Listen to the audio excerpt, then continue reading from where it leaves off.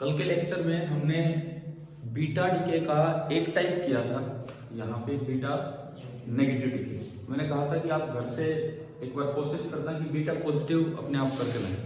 ठीक है, तो मैं वो स्टार्ट करवाता हूँ। आपने कर लिया होगा तो एज इट इज आप देख लेना कि क्या लिखा है क्या नहीं। ठीक है, बीटा पॉजिटिव में सारी चीजें हम स्टार्ट करें जब वही सीक्वेंस लेके चले जो बीटा नेगेटिव में थी। तो सबसे पहली बात, बीटा पॉजिटिव डीके के अंदर बेसिक प्रोसेस क्या होती है? बेसिक प्रोसेस कौन किस में कन्वर्ट होता है बताओ? Proton into neutron. एक प्रोटॉन होता है जिसके नंबर मास नंबर में भी एक का फर्क डालता है, एटॉमिक नंबर में भी, वो कन्वर्ट हो जाता है न्यूट्रॉन में। अब नीचे अगर देखें तो ये 1 ये 0 तो क्या होता है 1। ऊपर देखें तो 1 1 तो क्या होता है 0। एक ऐसी क्वांटिटी चाहिए जिसका चार्ज तो प्लस ई हो 1 लेकिन मास ऑलमोस्ट 0। ऐसी कौन सी क्वांटिटी है? कल एक नाम दिया था पॉजिट्रॉन। इसका मास तो इलेक्ट्रॉन के जितना होता है लेकिन चार्ज प्रोटॉन के जितना। और इस फिनोमेना में एक और चीज बाहर आती है जिसको हम क्या नाम देते हैं? न्यूट्रिनो। इस फिनोमेना में एक और चीज बाहर आती है जिसको नाम देते हैं न्यूट्रिनो। ठीक है, इससे हम उस प्रोसेस की तरफ गए कि भाई क्या होगा। तो देखो ये x बाहर लिखता हूं मैं, ये x z a। तो इसके अंदर कितने न्यूट्रॉन है और कितने प्रोटॉन? a माइनस जेड तो न्यूट्रॉन है और प्रोटॉन जेड इसके अंदर प्रोटॉन। ठीक है, ये कन्वर्ट होगा, ये कन्वर्ट होगा। कैसे कन्वर्ट होगा? एक प्रोटॉन कम हो गया, एक प्रोटॉन कम हो गया तो पहले जेड प्रोटॉन थे, अब कितने हो गए?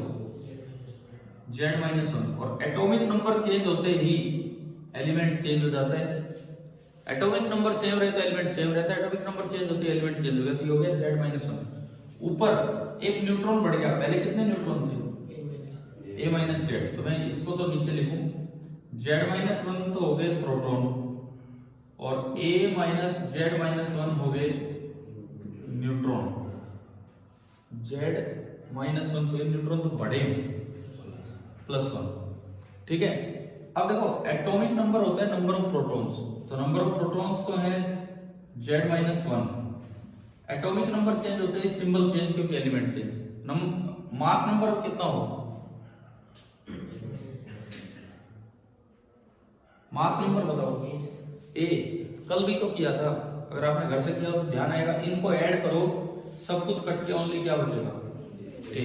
कल किया था ना हमने कि मास नंबर पे तो कोई फर्क पड़ा ही नहीं, यानी कि x से बना y, ये पेरेंट न्यूक्लियस, ये डॉटर न्यूक्लियस। इसके अलावा दो और y प्रोडक्ट बने जो न्यूक्लियस के अंदर अलाउड नहीं है, तो उनको फेंक दिया जाता है। तो एक तो पॉजिट्रॉन बाहर आए और साथ में एक क्या बाहर आया? न्यूट्रिनो बाहर आया। एक पॉजिट्रॉन बाहर आया और साथ ही साथ एक न्यूट्रिनो बाहर आया। समझ आ गया? ठीक है, ये आपकी रिएक्शन है कौन से डीके की? बीटा पॉजिटिव डीके की ये रिएक्शन आ गई। ठीक है, सही बनाया था घर से इतना। ठीक है, इसके बाद हमने क्या किया था? वही सीक्वेंस फॉलो करेंगे जो बीटा नेगेटिव में किया है, मास डिफेक्ट। अब हम मास डिफेक्ट निकालने की तरफ चलते हैं कि इसका मास डिफेक्ट कितना होगा। तो देखिए, अगर मैं इसी में लिखूं मास डिफेक्ट, लिख जाएगा पीछे यहां पे? ये तो मैं ऊपर लिखूंगा। ठीक है, बेसिक प्रोसेस हटा के यहां पे लिख देता हूं। नोट कर लिया ना, अगर कोई नहीं करके लाया तो घर से, जिसने नहीं किया घर से वो यहां लिख दीजिए।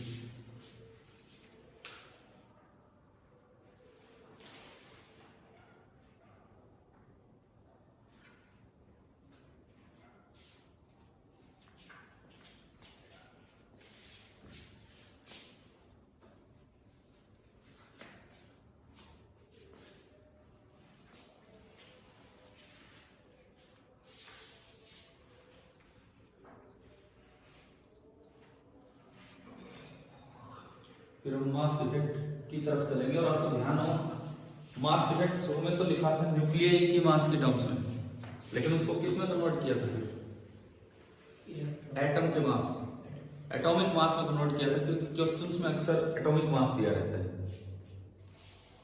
तो उसी तरह से हम मास डिफेक्ट निकालेंगे, बिल्कुल उसी तरीके से।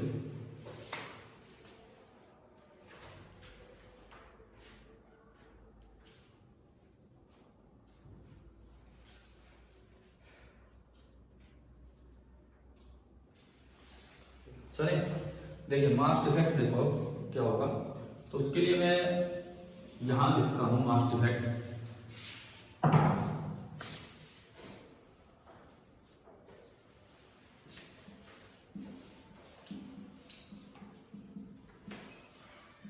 अगर हम मास डिफेक्ट की बात करें तो this is equal to mass of reactant minus mass of product.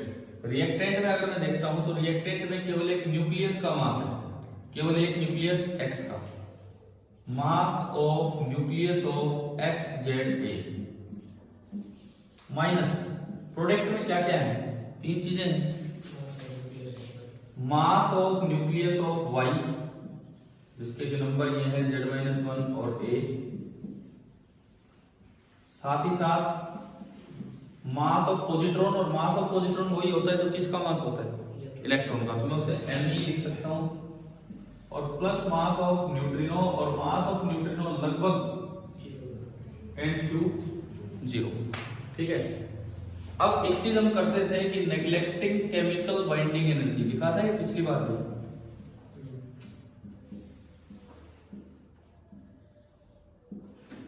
Neglecting chemical binding energy, अगर मैं केमिकल बाइंडिंग एनर्जी को इग्नोर करूं, मींस मतलब क्या कि डायरेक्ट मैं यूं मान लूं कि एटम का मास उतना ही है जितना न्यूक्लियस का मास है प्लस इलेक्ट्रॉन का मास है। इलेक्ट्रॉन जब जुड़े होंगे तो कोई मास डिफेक्ट नहीं बना होगा। वो एनर्जी होती भी इलेक्ट्रॉन वोल्ट में बहुत कम होती है, मेगा इलेक्ट्रॉन वोल्ट में नहीं होती, तो हम उसे इग्नोर कर सकते हैं। तो आप देखो, इसको मैं क्या लिख सकता हूं? Mass of nucleus of x, it can be written as atomic mass of x minus कितने इलेक्ट्रॉन है इसमें? z electron. mx कल की तरह ही एटॉमिक मास ऑफ x है। ठीक है। Similarly mass of nucleus of y z-1a, इसको मैं क्या लिख सकता हूं? Atomic mass of y minus कितने इलेक्ट्रॉन्स का मास? z-1 इलेक्ट्रॉन्स का मास। ठीक है। ये मैंने इसमें पुट किया, ये दोनों चीजें इसमें पुट की। कल बीटा नेगेटिव डिके में डेल्टा m क्या निकल के आया था? mx minus my। बस एक छोटा फॉर्मूला आ गया था, याद होना चाहिए यार, हमें आधी क्लास को भी याद नहीं। mx माइनस my आया था। आज देखते क्या है इसमें। आपने पुट किया तो ये आया mx minus zme minus mass of nucleus of y my minus z-1 me, और साथ में एक है प्लस का me। तो फाइनली जो डेल्टा m आएगा, देखो एक तो mx बचेगा, एक माइनस का my बचेगा। अब देखो आप, ये माइनस माइनस प्लस हो गया, ये माइनस माइनस प्लस हो गया, तो एक प्लस का जेड आएगा जो माइनस के जेड को कैंसिल कर देगा। माइनस माइनस प्लस होगा, लेकिन एक माइनस यहां लगा तो माइनस एम आ गया, माइनस एम, और एक माइनस इसके साथ लगेगा तो ये भी माइनस एम, ये बचेगा माइनस ऑफ 2me। ये मास डिफेक्ट का एक एक्सप्रेशन है एटॉमिक मास की टर्म्स में बीटा पॉजिटिव डिके में। बीटा नेगेटिव डिके में बना था mx minus my, beta positive में बन रहा है mx minus my minus 2me। ठीक है, लिख लो। कोई बच्चा घर से करके लाया है ये? किया ही नहीं आपने, ये कल मैंने कहा था वहां तक पूरा कर रहा हूं।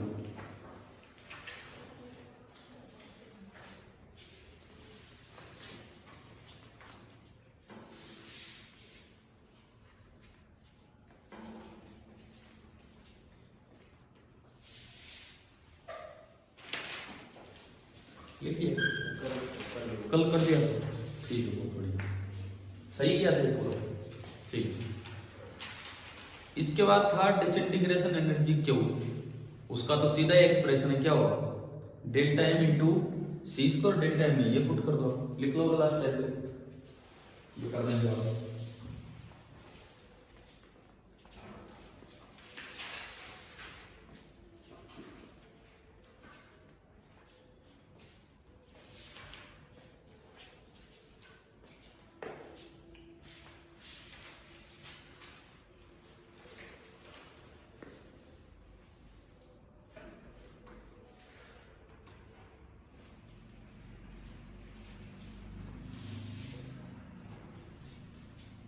डिसइंटीग्रेशन एनर्जी लिख लिया। यहां मैं इसको अगर हटा के दिखाऊं, इसके बाद ये मास डिफेक्ट आ गया,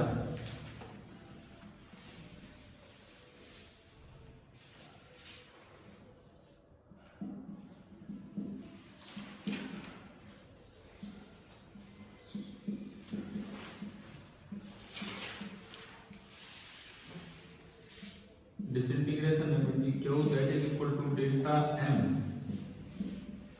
इंटू सी स्क्वायर, तो जो क्यू की वैल्यू होगी ये बनेगी M X minus M Y minus 2 ME और इंटू सी स्क्वायर, ये आपके क्यू की वैल्यू है, क्यू का एक्सप्रेशन ये होगा, ठीक है। अब बंटवारा कल की तरह ही, कितने प्रोडक्ट थे, 3, एक तो वाई है और 2 है पॉजिट्रॉन और न्यूट्रिनो, वो दोनों बहुत ही ज्यादा हल्के हैं, तो इसलिए वाई तो बहुत हैवी होने के कारण उसको कुछ काइनेटिक एनर्जी नहीं मिलती, वही दोनों ले जाते हैं। सेम बात लिखनी जो कल लिखी थी आपने, सेम बात है, कल देखो आप क्या लिख रहा हूं बंटवारे में, बिल्कुल सेम चीज, और वो फिक्स प्रोपोर्शन में नहीं बटेगी, इसलिए कैसा स्पेक्ट्रम कहलाएगा इसका, कंटिन्यूअस स्पेक्ट्रम, लिखा है ना कल, एज इट इज वो लिखो। ये जो क्यू है ये पटनी तो थी 3 चीजों में, वाई के पास, पॉजिट्रॉन के पास, और जैसे आपने कल लिखा उस तरह से आप लिख लो, मुझे नहीं याद है कैसे लिखा था आपने, कॉपी में देख के।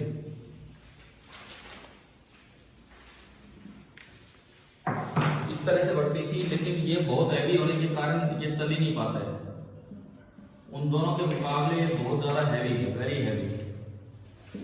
तो यानी कि ये जो क्यू एनर्जी है पॉजिट्रॉन में और न्यूट्रिनो में बटेगी, और ये नहीं पता किस तरह से बटेगी, ठीक है। तो इसीलिए इसका जो स्पेक्ट्रम होगा वो कैसा कहलाएगा, कंटिन्यूअस स्पेक्ट्रम। मैंने ब्रैकेट में लिखवाया होगा कि not in a fixed proportion या रेशियो, वो चीजें आप अपनी मेंशन कर दीजिए।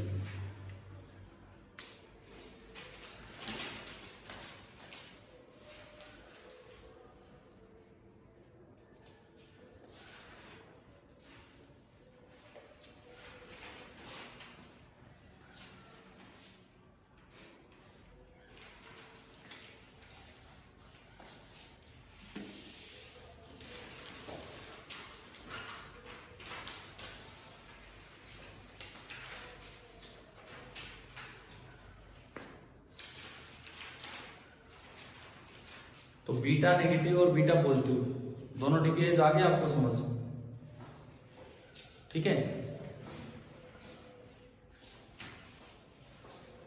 अब इनमें कुछ एक दो सवाल जैसे थ्योरेटिकल क्वेश्चन जो बन के आ जाते हैं, क्या आ जाते हैं कि जब न्यूट्रिनो एंटी न्यूट्रिनो सजेस्ट नहीं किए गए थे तो उस वक्त ये लग रहा था कि ना तो बीटा डीके में एनर्जी कंजर्वेशन फॉलो हो रहा है, ना ही angular momentum.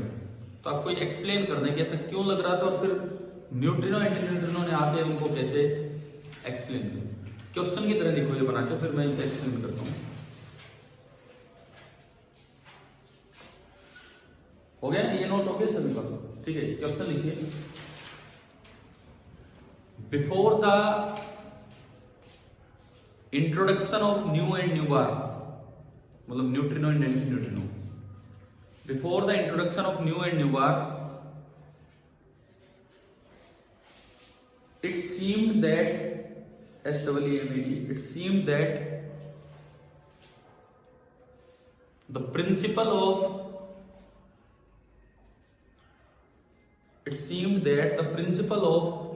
energy conservation,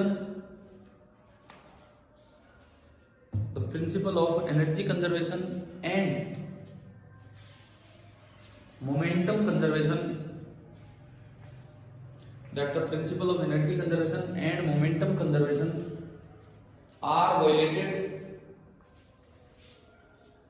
Energy conservation and momentum conservation are violated in beta decay.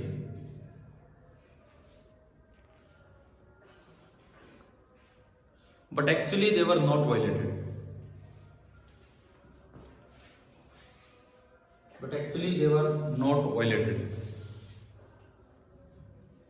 Explain. But actually they were not violated. पहले तो लाइन लिख दी और उसका देखो एक्सप्लेन। मतलब सवाल ये है कि इसको एक्सप्लेन करो। ठीक है, ऐसे आते हैं ना क्वेश्चन बोर्ड एग्जाम में, इस तरह से कोई स्टेटमेंट आ गई, आप उसको एक्सप्लेन कीजिए कि क्या मतलब है इस चीज का। तो एक स्टेटमेंट, एक फैक्ट आपको दिया है, न्यूट्रिनो और एंटी न्यूट्रिनो सजेशन से पहले कि भाई ये भी कोई चीज है, इनके सजेशन से पहले यूं लग रहा था कि एनर्जी कंजर्वेशन भी वायलेट हो रहा है और मोमेंटम एंगुलर मोमेंटम लिखा है कि नहीं वहां पे, या खाली मोमेंटम लिखा है? एंगुलर मोमेंटम लिख लेना उसमें, principal of energy conservation and angular momentum conservation. अब ये एक बहुत अच्छा सवाल है जिसकी अच्छे से एक्सप्लेनेशन आपको देनी आनी चाहिए अगर बोर्ड एग्जाम में आ जाता है तो। ठीक है, देखते हैं हम किस तरह से, और इस पे कोई भी एमसीक्यू बना के दिया जा सकता है इस तरह के सवाल पे। क्या है देखो, सबसे पहले मैं आता हूं, एनर्जी कंजर्वेशन क्यों वायलेट होता दिख रहा था। मैं एक ले लेता हूं, वो वैसा ही बीटा पॉजिटिव है, वैसा ही बीटा नेगेटिव। तो मैं बीटा नेगेटिव की बात कर रहा हूं। बिफोर न्यू बार का जब पता नहीं था उस समय बीटा नेगेटिव की इक्वेशन ये लिखी जा रही थी, एक्स जेड ए वाई। बताओ क्या निकलता है इसमें बीटा नेगेटिव में? इलेक्ट्रॉन। ऐसे याद रखा करो ना, नीचे -1 ऊपर 0। नीचे जब -1 यहां लिया तो यहां एक बढ़ा के देना पड़ेगा, और ऊपर 0 है तो ये 1। इतना दिख रहा था। ठीक है, ये निकल रहा था किसी एनर्जी के साथ ही, नो एनर्जी। इसके पास तो कोई एनर्जी आ ही नहीं रही थी। और ये जो है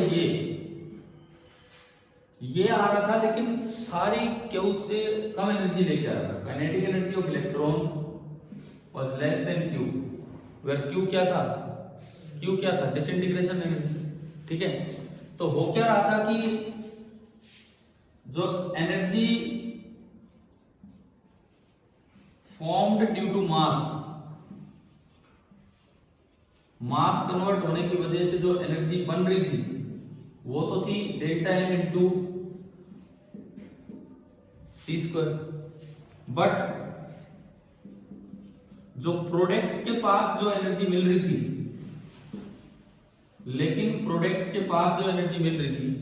वो कितनी मिल रही थी? केवल प्रोडक्ट्स के पास जो एनर्जी मिल रही थी वो आपको मिली थी काइनेटिक एनर्जी ऑफ प्रोडक्ट्स। 2 ही तो प्रोडक्ट पता थे उस समय, तीसरा दिख ही नहीं रहा था, पता ही नहीं चल रहा था। इसके पास एनर्जी आई नहीं, और केवल किसके पास एनर्जी आई है? इलेक्ट्रॉन के पास। And kinetic energy of electron was less than Q. तो समझ ही नहीं आ रहा था एनर्जी जा कर रही है। मास जितना कन्वर्ट हो रहा है उससे तो एनर्जी मिलनी चाहिए, जैसे 10 मेगा इलेक्ट्रॉन वोल्ट, ये लेके आ रहा है 2 मेगा इलेक्ट्रॉन वोल्ट, तो 8 तो पता ही नहीं चल रहा था आगे। तो इससे लगा कि प्रिंसिपल ऑफ एनर्जी कंजर्वेशन क्या हो रहा है? वायलेट। क्या समझ आ गया कि नहीं? ठीक है, यहां से ये नजर आया principle of energy conservation seemed to be violated. पहले तो देखो 4 पार्ट है इस सवाल में। 4 पार्ट इस सवाल में। एनर्जी कंजर्वेशन क्यों वायलेट होता दिख रहा था, फिर न्यूट्रिनो एंटी न्यूट्रिनो की खोज से कैसे वो सही हो, फिर मोमेंटम कंजर्वेशन क्यों वायलेट होता दिख रहा था और उन्होंने कैसे सही किया। समझ आए? आप पहले ये नोट कीजिए।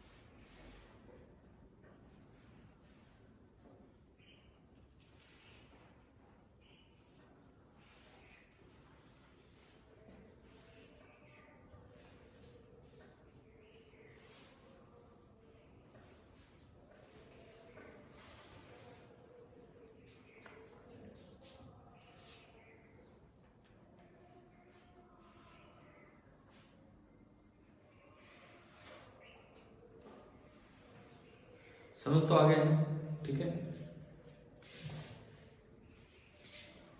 सेम ऐसा ही बीटा पॉजिटिव में होगा, वहां बिफोर न्यू आ जाएगा, न्यूट्रिनो से पहले, वो लिखने की जरूरत नहीं है, आप एक को एक्सप्लेन कर दो बहुत है, ठीक है। तो इससे लगा कि principle of energy conservation violate हो गए, लेकिन एक पार्टिकल को आप आइडेंटिफाई नहीं कर पाए। कौन सा पार्टिकल इसके साथ और निकलता है? Anti neutrino. पता लगे कि मतलब पूछ लिया जाए आपसे यही कि उसको क्यों नहीं डिटेक्ट कर पा रहे थे, हाँ बताया था ये आपको कि वो इंटरेक्ट नहीं करता था मैटर के साथ, इसलिए उसको डिटेक्ट कर पाना मुश्किल था। अब इसके बाद देखना, इतना हो गया, बट थर्ड प्रोडक्ट ब्रैकेट में लिख देना nu bar, but a third product bracket में nu bar was hard to detect,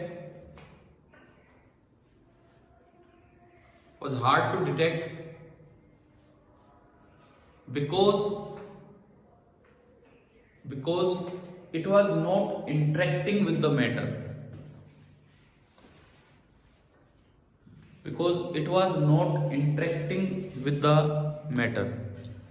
matter के साथ वो इंटरेक्ट नहीं कर रहा था, इसलिए वो डिटेक्ट नहीं हो पा रहा था, ठीक है। इसके बाद हम आते हैं करेक्ट इक्वेशन पे। अब देखो ये कैसे एनर्जी कंजर्वेशन सही होगा। करेक्ट इक्वेशन में एक और चीज बाहर आई, एंटी न्यूट्रिनो। इसकी भी कुछ काइनेटिक एनर्जी थी और वो भी क्यू से कम थी, लेकिन अब एक चीज मिल रही थी साथ ही साथ कि kinetic energy of electron plus kinetic energy of anti neutrino वो मिलके किसके बराबर जा रही थी? क्यू के बराबर। तो जितनी मास की वजह से एनर्जी रिलीज होनी थी वो अब पूरी होगी। पहले हम खाली इसको देख पा रहे थे, इसको नहीं देख पा रहे थे, ठीक है। तो इसका मतलब ये है कि principle of energy conservation is follow. लेकिन इसके साथ एक ग्राफ याद कर लेते हैं हम। देखिए कौन सा ग्राफ, कई बार हो सकता है वो ग्राफ भी पूछ लिया जाए। यहां तो मैं ले रहा हूं एनर्जी और यहां मैं ले रहा हूं नंबर ऑफ इलेक्ट्रॉन्स या बीटा पार्टिकल, पॉजिट्रॉन भी हो सकता है इलेक्ट्रॉन में, ठीक है। एक ग्राफ में बना रहा हूं। ये ग्राफ ना कुछ ऐसा जा रहा था, ऐसा इस तरह का। इसका मतलब समझाता हूं, आप देखना अभी। ये टोटल एनर्जी है, क्यों ये टोटल एनर्जी है, एंड पॉइंट एनर्जी भी बोल देते हैं इसको। डिसइंटीग्रेशन एनर्जी भी, ये जो लास्ट एनर्जी है ये भी इसको बोल दिया जाता है एंड पॉइंट एनर्जी। ये ग्राफ क्या बता रहा है? मान लो क्यू की वैल्यू 10 मेगा इलेक्ट्रॉन वोल्ट है, suppose let Q be 10 mega electron volt. तो इस ग्राफ का मतलब आप समझिए क्या है। अगर क्यू 10 मेगा इलेक्ट्रॉन वोल्ट है तो ये 5 मेगा इलेक्ट्रॉन वोल्ट, ये 2 मेगा इलेक्ट्रॉन वोल्ट। इधर देखो बहुत सारे डिके तो ऐसे हो रहे हैं जिनमें इलेक्ट्रॉन केवल 2 मेगा इलेक्ट्रॉन वोल्ट एनर्जी लेके आ गया, तो बची हुई 8 मेगा इलेक्ट्रॉन वोल्ट एनर्जी कौन लेके निकला होगा? Anti neutrino. कुछ एक डिके ऐसे हो रहे हैं जिनमें electron 5 mega electron volt energy लेके आए, उन डिकेज में एंटी न्यूट्रिनो कितनी एनर्जी के साथ है? 5। बहुत थोड़े से डिके ऐसे हैं जिनमें इलेक्ट्रॉन 8 एनर्जी ले आए, बहुत थोड़े से, देखो ये 8 एनर्जी में बोल रहा हूं, ये नंबर बहुत ही कम है। तो कुछ डिके ऐसे हैं जिनमें इलेक्ट्रॉन ज्यादा एनर्जी लेके जा रहा है और न्यूट्रिनो कम, यानी कि मोस्ट ऑफ द डिकेज में, ज्यादातर डिकेज में इलेक्ट्रॉन को ज्यादा एनर्जी मिल रही है कि एंटी न्यूट्रिनो?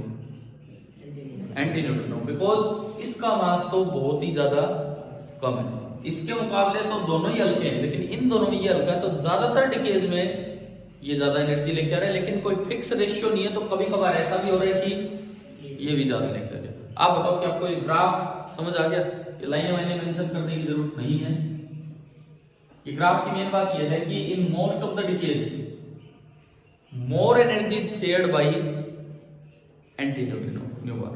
समझ गए हो? मैं लिख देता हूं ये लाइन यहाँ पे, ये जो ग्राफ में जो मेन बात है, लेकिन वो एनर्जी शेयर हुई in most of the decays, ज्यादातर डिकेज में मोर एनर्जी इज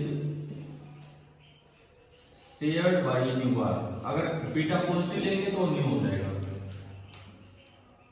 और सेम लास्ट में फिर ये लिखते ना, तो प्रिंसिपल ऑफ एनर्जी कंजर्वेशन है। करेक्ट इक्वेशन से, और ये नोट कीजिए अपना।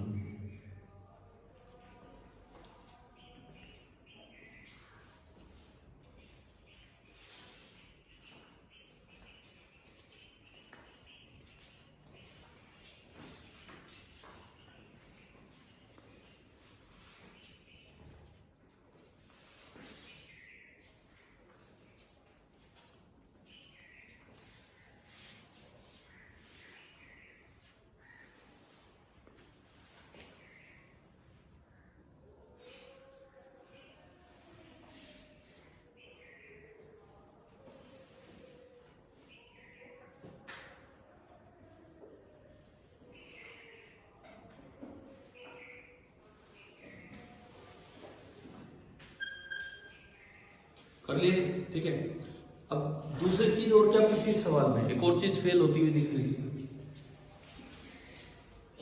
एंगुलर मोमेंटम, स्पिन भी बोल देते हैं उसे। अब हम वो चीज सीखेंगे। ये बिफोर के जगह, अब ये जो करेक्ट इक्वेशन वाला है ये है आफ्टर न्यू बार, इसकी खोज के बाद कि भाई ये भी कोई चीज है। करेक्ट इक्वेशन जो ऊपर दिखे ना, अगर इस सवाल के 2 पार्ट है, एक पार्ट पूरा होता है, तो जहां ये पार्ट स्टार्ट किया था आपने, वहां तो आप लिख सकते हैं एक्सप्लेनेशन ऑफ एनर्जी कंजर्वेशन, और अब स्टार्ट होगा explanation of angular momentum conservation. मतलब सॉल्यूशन में पहला पार्ट ये हमारा पूरा होता है, before nu bar and after nu bar में एक्सप्लेनेशन ऑफ एनर्जी कंजर्वेशन।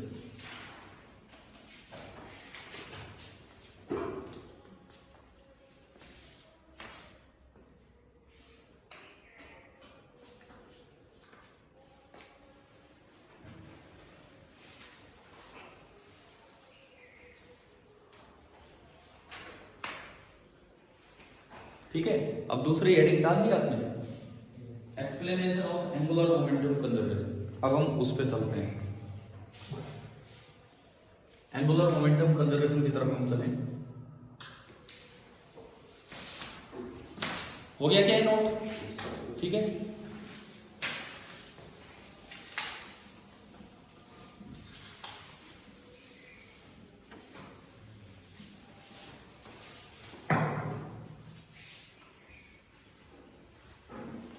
देखिए एंगुलर मोमेंटम कंजर्वेशन में फिर वही 2 बातें आएंगी। बिफोर न्यू बार, मैं बीटा नेगेटिव को ध्यान में रखते हुए एक्सप्लेन कर रहा हूं, ठीक है। अगर एग्जाम में बीटा पॉजिटिव आए तो सेम चीज बिफोर न्यू हो जाएगी, इक्वेशन थोड़ी चेंज हो जाएगी।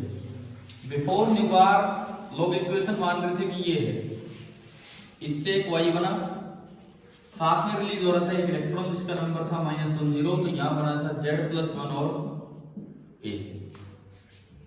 अब क्या पाया गया देखिए, ये जो x है, मान लो इसका कुछ एंगुलर मोमेंटम था और उसे किससे रिप्रेजेंट करते हैं, सिंबल क्या होता है एंगुलर मोमेंटम का, L। ये क्लॉकवाइज है कि एंटी क्लॉकवाइज है, ये किस तरह से है, क्लॉकवाइज, ठीक है।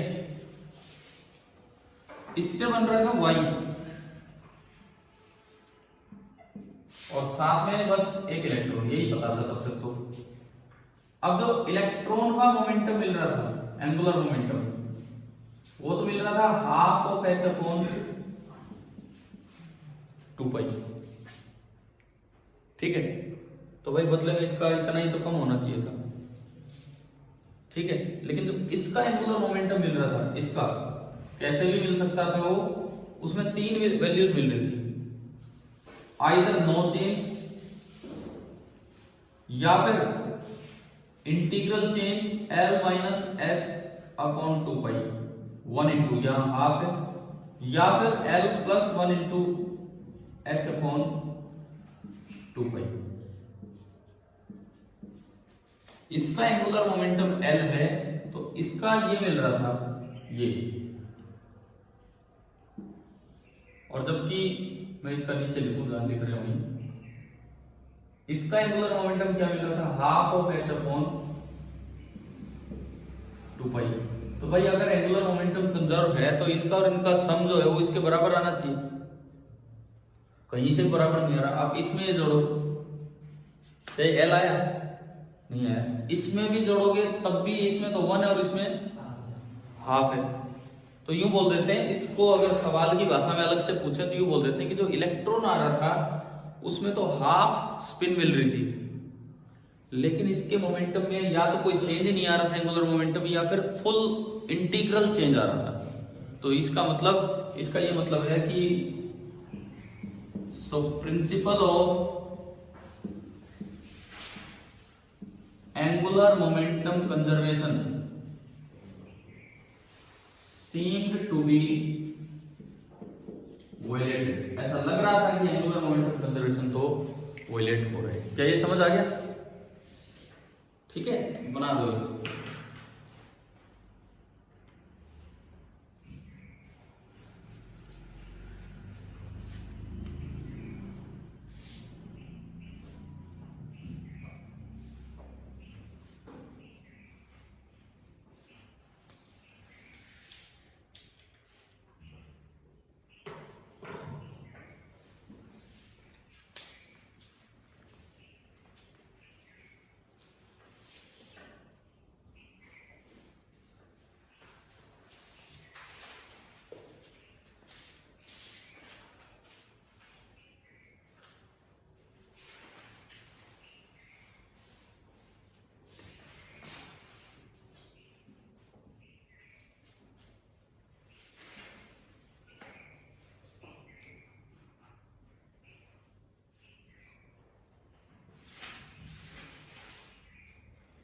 अब ये करेक्ट कैसे होगा, इसको भी करेक्ट करते हैं।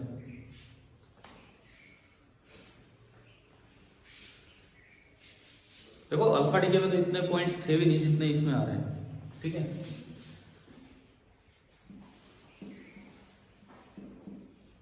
और अब मैं आता हूं आफ्टर न्यू बार, कि कैसे, पहले तो आपने लिखा था बिफोर न्यू बार तो इतनी इक्वेशन थी और ये हो रहा था। अब एक्सप्लेन करते हैं कि वायलेट नहीं होगा। आफ्टर न्यू बार एक तो इक्वेशन में न्यू बार ऐड हो जाएगा, ठीक है।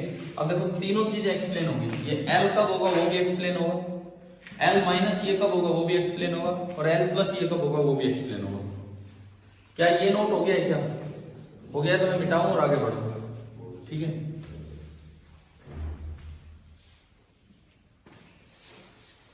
यहां से 3 तरीके से ये बाहर आ रहे थे, 3 प्रोडक्ट हैं, 3 तरीके से बाहर आ रहे थे। तीन तरीके कौन से देखिए,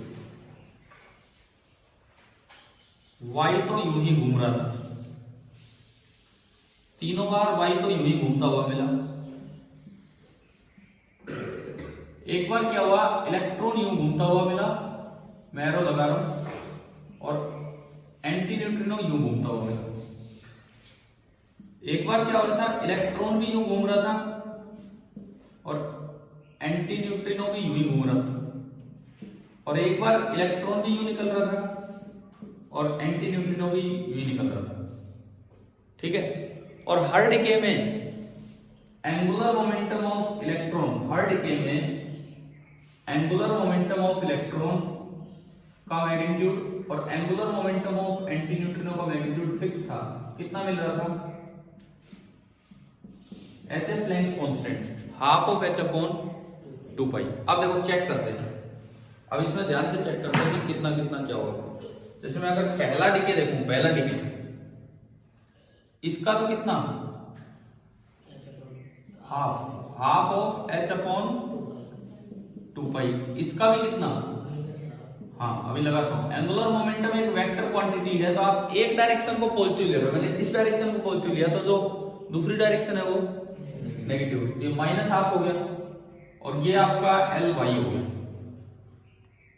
दूसरे में देखो, ये आपका पॉजिटिव तरीके से है एल वाई, ये कितना होगा, हाफ, थोड़े छोटे ही लिख पा रहा हूं, और ये भी कितना होगा, हाफ ऑफ एच अपॉन 2 पाई। यहां भी ये एल वाई, ये कितना होगा, हाफ ऑफ एच, अभी लगाता हूं माइनस, मैग्नीट्यूड ही होगा, लेकिन दोनों की डायरेक्शन अपोजिट होने की वजह से यहां भी माइनस और यहां भी माइनस। अब देखो तीन केस मिल रहे थे, या तो एल ही मिल रहा था, इस केस में तो मिल रहा था केवल एल, या वो कितना मिल रहा था, L minus 1 into H upon 2 पाई, या वो मिल रहा था L plus 1 into H upon 2 पाई। एक बार आप टोटल करके देखो क्या तीनों में एल आ रहा है कि नहीं।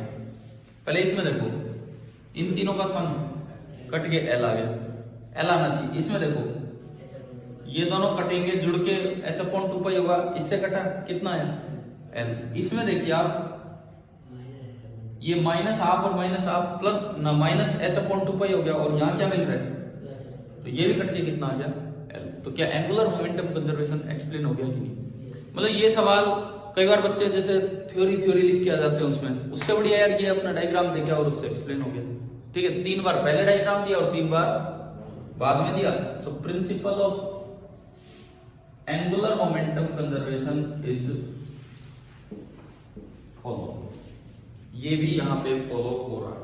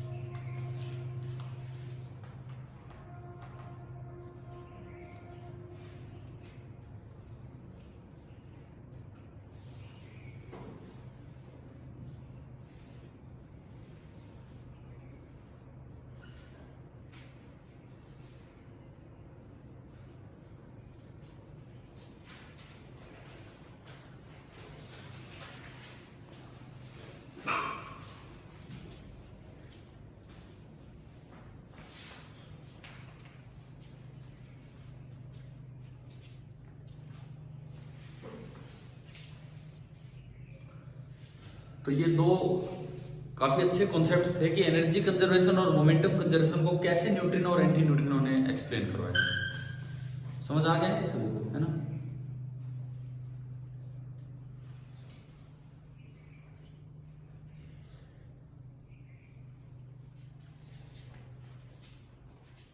अब जैसे क्वेश्चन है, इसमें रिएक्शंस पूछता है हमने कुछ डिकेज अभी पढ़े हैं, अभी इसमें बीटा डिके में के कैप्चर प्रोसेस हो रहा है, उसमें हम आएंगे।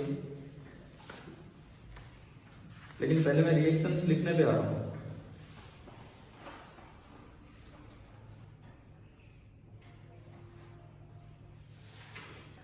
एनसीईआरटी बुक अगर यहां है आपके पास तो पेज नंबर 462 पे क्वेश्चन नंबर 13.6 है, वो निकालो। Question number 13.6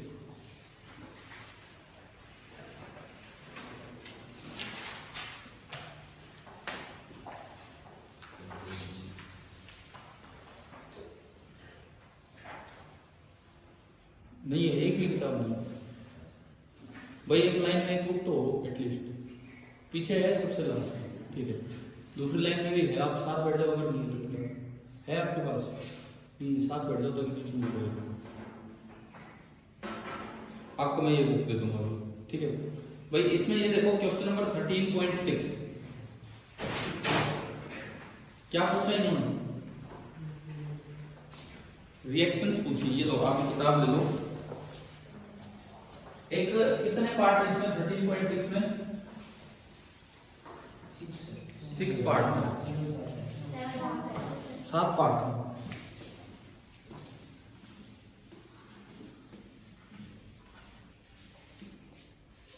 page number 462 exercise 13.6। एक लास्ट पार्ट जो है, लास्ट पार्ट उसमें तो वो इलेक्ट्रॉन कैप्चर लिखा होगा या के कैप्चर लिखा होगा, वो प्रोसेस तो हमने अभी पढ़ी थी। बीटा डीके में अगला काम वो होगा। इसके अलावा देखो या तो अल्फा डीके की इक्वेशन या फिर beta decay. Just for practice purpose की इक्वेशन लिखनी आ जाए हमें एग्जाम में, किसी भी एग्जाम में क्वेश्चन पूछे जा सकते हैं। पहला बोलो कौन सा decay, first part alpha DK.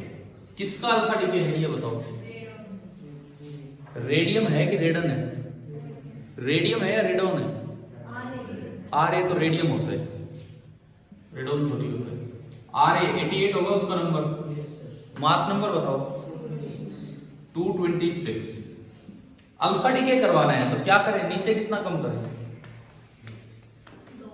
2, कितना हो गया 86, ऊपर कितना कम करें 4, 222।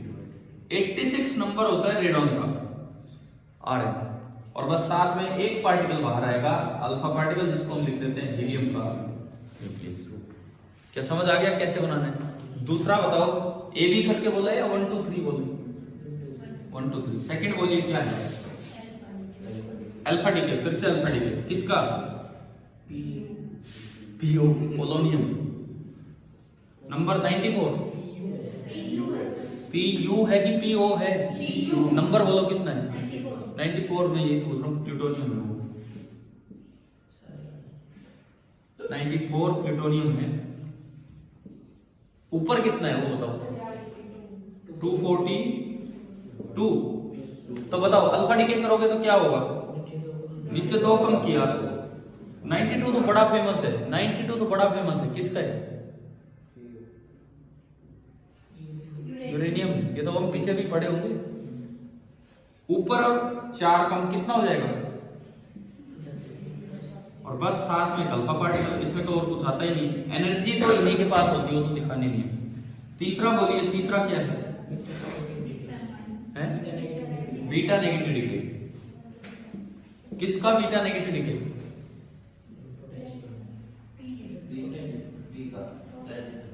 क्या क्या लिखा होगा उन्होंने,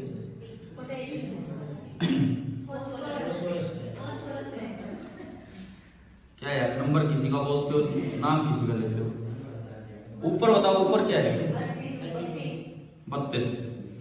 तो देखो बीटा नेगेटिव में सबसे पहले तो ये याद रखो कि एक इलेक्ट्रॉन निकलेगा, ठीक है, एक इलेक्ट्रॉन निकलेगा, और नीचे -1, ऊपर तो नीचे बढ़ा दो, 15 से बढ़ गया 16। 16 किसका नंबर होता है, 16 भी नहीं यार, सल्फर। यार देखो केमिस्ट्री आप पढ़ते हो, पीरियोडिक टेबल आपको याद होनी चाहिए, याद होनी चाहिए कि नहीं होनी चाहिए। आज तक अगर पीरियोडिक टेबल याद नहीं किए फिर कैसे बात बनेगी, आधे सवाल तो वैसे ही ध्वस्त हो जाते हैं। कितने तो टीचर्स तरीके बताते होंगे केमिस्ट्री की पीरियोडिक टेबल याद करने के, है ना, तो किसी तरह याद तो करो। और ऊपर 0 तो मतलब सेम, लेकिन ये इक्वेशन पूरी नहीं हुई अभी। बताओ, एक चीज और बाहर निकलेगी, क्या? Anti neutrino. चौथा बताओ क्या है, कौन सा डीके ये बताओ? बीटा नेगेटिव, खुद करोगे, ये मैंने एक बता दिया। पांचवा बोलिए, बीटा पॉजिटिव। और छठे में 2 बीटा पॉजिटिव दे रखे हैं इन्होंने, दिखाना। पांचवा वो तो भाई कार्बन का ही है, तो सीधा ही है, बहुत ही सीधा। पांचवा में बीटा पॉजिटिव डीके लेना है कार्बन का, मैं यहां लेता हूं। फिफ्थ 6 कितना नंबर है ऊपर? 611 का बीटा पॉजिटिव डीके। अब देखो बीटा पॉजिटिव में एक पॉजिट्रॉन बाहर आएगा, तो नीचे +1 और ऊपर 0। नीचे +1 हो गया तो एक कम होगा, 6 में से एक कम, और ऊपर 11। 5 किसका नंबर होता है? बोरोन। ये तो याद ही होगा, है ना, ये तो आसान वाला दिया है हमने। और ऊपर तो सेम ही है 11, लेकिन ये पूरी नहीं हुई है प्रोसेस, साथ में एक बार क्या निकालना पड़ेगा? न्यूट्रिनो। अगला भी बीटा पॉजिटिव खुद करना, ठीक है। उससे अगला क्या है? हाँ, अब ये हमारे लिए एक नई प्रोसेस होगी। तो आप एक हेडिंग डालो, ये लिखो, क्वेश्चन नंबर लिखो, बीच में जगह लेना, ये अपने आप करना है। 4th खुद करना, 6th खुद करना, खाली इक्वेशन लिखनी है। अच्छा, इन केस अगर आपको ना याद आए, जरूरी नहीं कि सिंबल याद ही आ जाए, 86 रेडन का ये, अगर ना याद आए तो उसको कुछ भी वाई लिख दिया करो, इधर वाले को x, उधर वाले को y। अगर ना याद आए, तो याद आता है तो बहुत अच्छी बात है, ठीक है। वैसे याद करो भाई पीरियोडिक टेबल।